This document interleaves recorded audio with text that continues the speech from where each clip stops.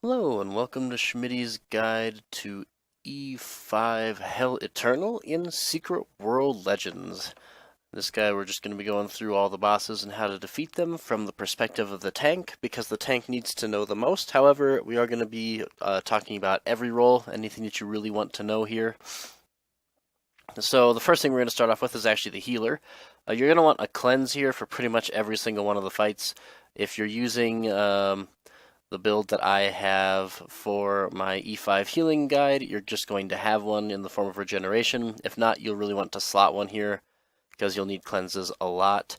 And this dungeon in general really dislikes melee DPS, so be wary of that because there are several fights in which it's just really difficult to melee effectively.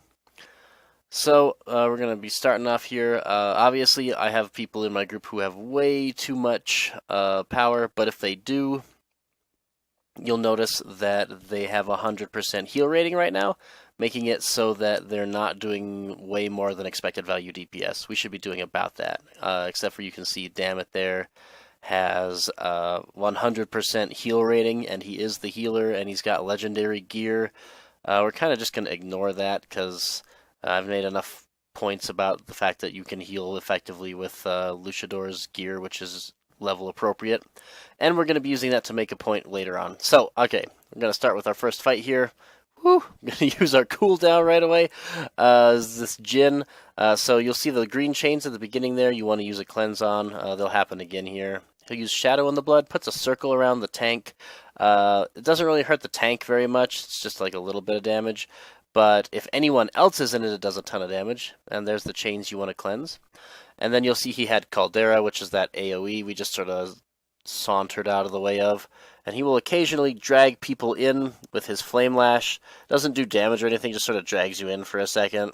I guess it's sort of to try to make it so that Shadow in the Blood might be a problem. As you can see, when he's got Shadow in the Blood, we're just backing away a little bit, trying to stay barely in melee range so that our other melee characters can still use their attacks. That's really it. As per normal, the first fight of this dungeon is pretty simple. Sort of shows you this is what you're going to need for the dungeon, and once you've figured that out, you'll actually have a chance against the other ones. Here, as the healer, you're going to want 2 cleanses, and as the tank, you are going to want 2 cooldowns. For this particular fight, I get rid of Seethe and its cooldown for pain suppression and its cooldown instead, or in its passive, sorry, instead. And it's because every time he does his fallback and transitions, you're going to need a cooldown to deal with one of his new mechanics in E5, which is called Mephisto's Reach, although I don't think it really has a name in this unless you're checking your combat log. And it looks like everybody's ready, so we're going to run in. So we're just going to hit him a couple of times as he runs over to his first area, and he just runs to certain specific areas. Including Lens is no longer purgeable, unfortunately, so you'll just have to deal with that. But yeah, here he's going to use Fallback. If you don't line of sight it, you'll get your green chains, as Luchador just did. If that happens, make sure that as the healer you are cleansing that. Then he'll run over to his next spot here. As he uses Arcane Exposure, he aggro resets. And then, that green aura is Mephisto's Reach. You'll see we used our cooldown here to make it so that we don't die to it, because it does incredibly heavy burst damage. He's going to use Fallback, and we're going to line of sight that again. If you line of sight that, it doesn't stun you, and you'll never get chains. So it's nice to be able to do that, but it's difficult to always do that. So again, same thing here. He uses Mephisto's Reach. We have a DPS behind us, so we're going to slowly back away. Okay, now he uses Occluding Lens, so we're just going to back away. He should be using Fallback. And the healer's got to cleanse that, and he runs to his next area. And that's pretty much really the whole fight. Like, that's the whole thing. If the healer's got 2 cleanses, the tank's got 2 cooldowns, and your melee DPS don't stand in Mephisto's Reach like Luchador did, then everything is marvelous. So we're just going to keep on hitting him here. He uses Fallback. We can again line of sight that behind a wall so that we don't get stunned. And he goes to his next little set spot here. He resets his aggro again at the beginning of Arcane Exposure, so make sure every time that he's doing that you've got some actual energy to be able to pick up aggro right away.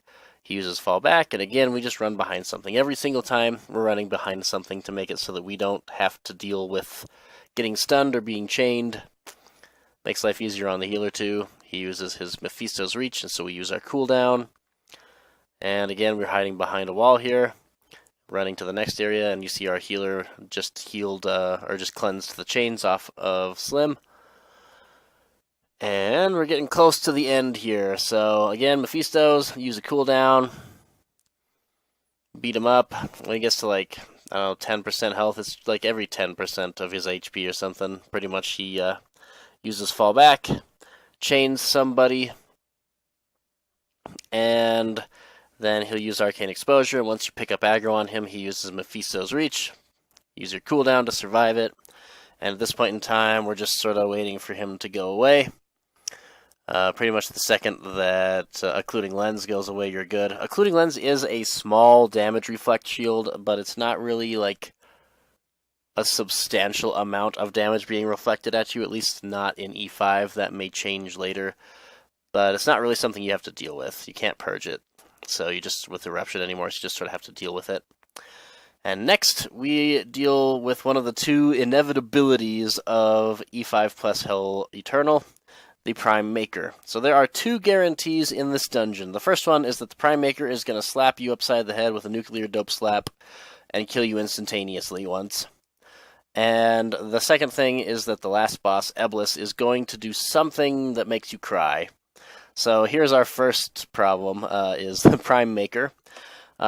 He is, in my opinion, the second most difficult fight in the game, second only to the Machine Tyrant.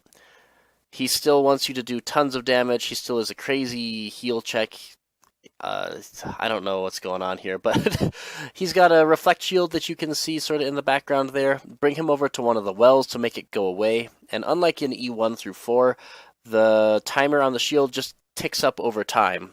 And the Flame Spirits, which you cannot interact with in any way, now give him a damage buff. And that damage buff is supreme. I don't know why, but they make it so that he like swings more than once per second, and some of his swings are double hits, and those hits do like ludicrous amounts of damage. And all of that's going to be based on the damage buff that he gets, and I'll sort of point that out as we go here. So I like to bring two skills that are the second cooldown. I like it to, instead of Pain Suppression, be Twist of Fate, because Pain Suppression doesn't stop you from dying in one hit, which you will if he uses Reduction or once he's got a big amount of his buff here. So as the tank, you can actually just sort of run into that area with lava, not really worry about it. Just use a cooldown and bring him through the well. And I like to bring him through this well over here and then drag him clockwise. Makes it easier to keep your group in front of him because your group comes in from the entrance. Just sort of makes it so they're already in the right spot. Use a cooldown when he uses Reduction, because if you use an Interrupt, he has no cooldown on it. He'll just do it again. It's just a gigantic hit, and it will kill you pretty much in one hit, even as the tank if it hits you. We're going to put him right before the well, so that if he uses Blast Furnace, we can still walk him through it instead of walking him past it, which, ooh, we almost did there. So there's Blast Furnace. We actually didn't walk him past it there, but I wasn't sure, so I went back a little bit just to play it safe. And now we're going to move him over here, and I'm using my Superluminal Bridging device. I swapped gadgets for this one as well. Just kind of a nice way to get out of the way. Unlike most monsters, the Prime Makers... Oh! So let's talk about this for a second. So when he uses Draw Heat, that is an unstoppable, uninterruptible, unpurgeable, uncleansable, instantaneous party wipe. I am dead. There's nothing we can do about it. And remember when I said we were going to make a point about Dammit having legendary gear and full heal rating? This is that point. It doesn't matter how good your tank or your healer is. The Prime Maker, once he gets enough stacks of his damage buff, just kills you. And Draw Heat is the way he does that. It is just unstoppable. I don't even really know what causes him to do it. I think it's either if you get far away from him, like when I used my superluminal bridging device, or when there's just too many flame spirits around him who haven't been absorbed yet, he'll use it. But it gives him probably 3 times as many stacks of his damage buff as he's supposed to get. And we're going to use Immutable here. I need a 3rd cooldown.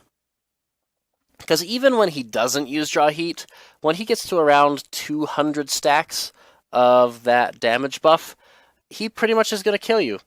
And there's nothing you can do about it. And we're just gonna check the damage here, so that you can see. Okay, so those 2 attacks, he double hits me for a little over 12,000 damage in a single hit.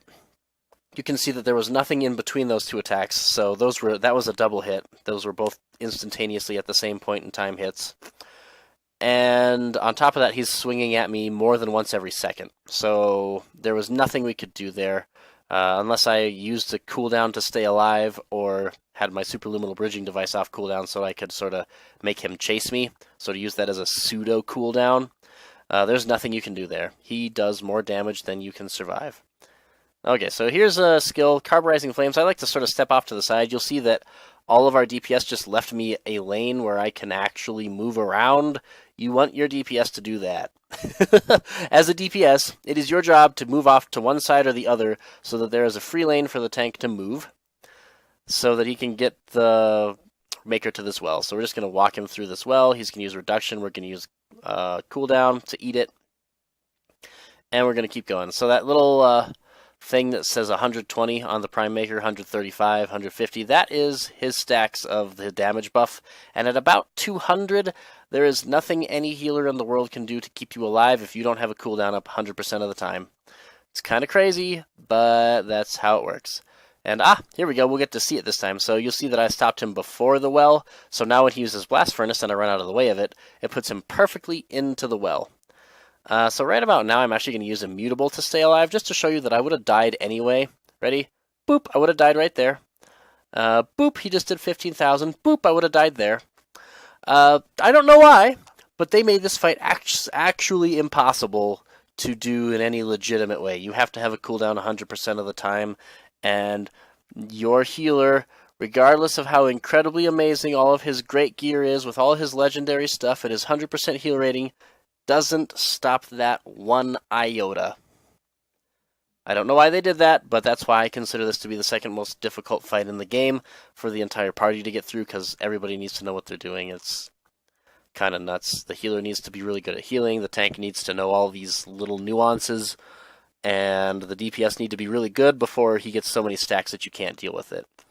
Now, I know a lot of people like the safe place hidey hole thing. I'm not even going to show you where that is because I dislike it.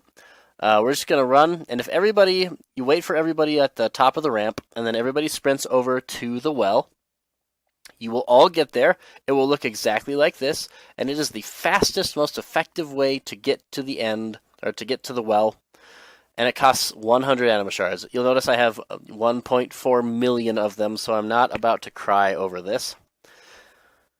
If the rare is there, then just run to the well anyway. Let them kill you and then go back. This well is way closer to the rare in the event that you die than the other well. So even if there's a rare there, just run to the well. It's easy. It costs 100 anima shards, whatever, and we're there. And the next thing is that it's so much faster, right? Like if we were hiding, we'd still be waiting for them to de-aggro to us. We'd be just now starting to get over here. But look at this. We have a perfect cycle right now. This is the exact time I want to run in. So because we all just ran instead of hidey holding, I also got to immediately start this fight. So there's just so many reasons to do that. This fight is actually way easier than it used to be in Secret World. Spite Lance no longer impairs you. Distress Signal does cause some adds to spawn. You want to kill those right away. You can't impair them, but you can as the tank get aggro on them. And until they die, she gets a barrier that makes it impossible to damage her. So you just want to deal with those adds really fast. At 50% HP, she gets Vigil. You'll notice this fight is really fast, right? We're already halfway through it. When she uses Vigil, it makes those dogs that are running around run a lot faster. You're just going to want to keep pathing the way that I'm showing you right now. Get out of the way of Spite Lance. She's going to use Stress Signal one more time, and somebody's just going to want to have their elite ready for it. So I think Luchador's got it here. Boom, they're all gone already, right? Like, perfect. We had a high explosive grenade and eruption all ready for it, and that's it. If your group is a little bit slow on DPS, you're going to want to run around this corner once it's safe and then take this left right here. If you do that, you'll be able to keep on running around there and avoiding the dogs so that they don't catch you, because if they do, it sets off a cavalcade of destruction and just kills everybody. So stay away from that. And now we are at the Traitors. So for this fight, I'm going to swap back to my regular E5 tank build, but instead of Seethe, we are again going to have Burning Wrath. You can switch the passive around if you want to as well. I'm not going to bother to, because the passive here isn't really much of an impact either way. So really it's just wasted time in my opinion. And there is a particular order, Brutus, Iscariot, Cassius. And the reason for that is because Brutus casts an uninterruptible damage reduction shield on the other two. So if you don't kill him first, the fight drags on way too long. Then Iscariot's casts are just more obnoxious. Oh yeah, I think in the Prime Maker fight I didn't also mention that he stacks life burn all the time, so you need to cleanse that. But pretty much all these fights have a cleanse in one way or another. This one's going to be Chains from Iscariot. He'll use Wrought Iron. And you'll see that Cassius had his hand up in the air there, and it was turning white. That's Chihurgi. It heals everybody, and you don't want him to cast that. So we've almost got Brutus taken care of here. You really don't have to worry about anything until Brutus is dead, unless you get targeted by Immolation Invocation. You can see that Slim was running around when he had the fire on him. If you get targeted by that laser, make sure you're moving away from your party members. Chihurgi, we're going to stop that again. And that makes it so that you don't die, and you also don't walk that fire. Oh, there it is. Slim got lasered again. He's going to run around. Perfect. You also don't laser anybody else. So when Cassius is by himself, he gets a couple new casts. Klaxon Call is just going to be an ad summon, but you can actually impair these ads. There's Chihurgi, which I've been talking about. We finally get to see it. He's got Occluding Lens. He's got Painwheel Overdrive. He also hits like a truck, so save your cooldown and your big heals for this one. And then, really, one of my strategies is just to wait for him to use a cast, like get close enough to him that he'll use something, yeah, and then just run away from him, because he'll have to run all the way back to you again, and we're just using the fact that he's got to run as sort of a pseudo cooldown again, right? We're not taking any damage as long as he has to run all the way to get to us. And by the time Cassius is the only one left, we've picked up so much aggro that nobody's going to take it from us. If you do not have specifically Burning Wrath here, it's really hard to hold aggro on people, especially if they're running grenades, just rifle in general, which is a very popular weapon for good players. So you will drop aggro on something, and then the triplets run around murdering everyone. Alright, and now we have Ablis, who is basically guaranteed to do something that will make you cry. He's got so many bugs and so many just janky mechanics. It's tough to... I can't even talk about them all. Between him not dragging you in during Thunderdome, which kills you because you're outside in the storm, to him just running outside of the Thunderdome while you're stuck inside of it for no apparent reason, to him dragging everybody in, and I used my cooldown at the start there, to right as Shadow in the Blood is about to explode, to all the random stuff he can do. It's just kind of nuts. So I have my back to a wall here, even though it doesn't stop Shadow in the Blood anymore, just so that it doesn't hit anybody else. And every time he uses Solar Collapse, we're just going to run over to the other side and put our back to another wall. There's Wrought Iron. Healer needs to cleanse that. And we're just going to put our back to a wall and start hitting him here. A Drink Deep is a big single target attack, much like Charged Hack or Searing Brand from the other fights. The big difference here, though, is that it also is a giant self-heal for Ablis. So it makes it so that you don't really want to use a cooldown to eat it, because even though it won't kill you, it's still going to heal him for a lot. So I like to just sort of use this pillar here, Wrought Iron, make sure the healer cleanses that. Most of the time, Ablis will not dash through it, And it's just a nice little spot to be able to hit him from. And he also has this skill Consummation. It just stuns whoever he picks. It's a random target for quite a long period of time. Then he stuns himself for quite a long period of time afterwards. You'll see that nobody wants to stand inside that Shadow in the Blood. And ooh, you see how close he was to dragging us all in and then exploding it? If that happens, everybody in the party except for the tank dies instantly, and then the tank just has to wipe it because there's no reasonable way to finish it. Then he'll bring us into this fake Thunderdome. You can see it's fake because he's got actually a slightly different name and his HP bar is less. And then we're going to hit him a couple of times and run back over. So when I'm running over to these spots, I'm just trying for consistency. So everybody knows these are the 2 spots I'm going to. You don't have to go to these particular 2 spots if you don't want to. Sometimes Ablis will run away from you to cast random stuff. Don't worry about that. Just sort of let him come back to you. And, yep, there we go. There's another Consummation. Woo. And anyway, so, yeah, I know I was talking about something about running in the middle here. Woo! But, basically, like, that's just extra HP that he gets during those Thunderdomes on top of his actual HP. You're not doing his real damage to him. So in a low HP, or in a low damage group, he actually punishes that really hard, because you have to deal with way more HP. Because he'll get all this extra bonus effective HP here. So there's Drink Deep. I want to make sure I'm not standing next to any of my DPS. And we're just going to hit him here. I've got him against another wall. Okay, so he chained me, and oh, we're dead. We're dead. So he chained me, and when chains go off, that's a death effect. And then you can see Dammit is stunned. He stunned our healer, who has the cleanse, at the exact same time. So there it is. There's Ablis doing something that makes us cry. I think that is the first time I had ever seen that happen when we ran this video. That was the very first time that happened.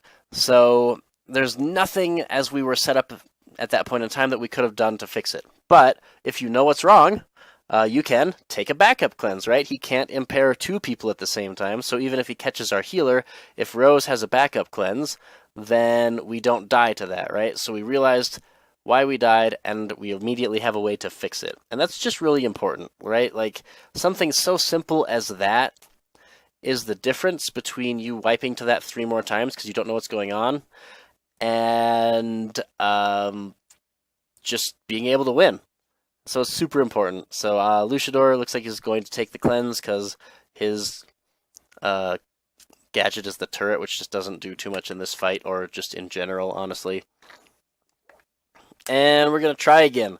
So this time I'm going to talk a little bit more just about, like, as the tank, as the healer, DPS, what you're looking for. So run over to the wall as the tank. Everybody else can just hit him.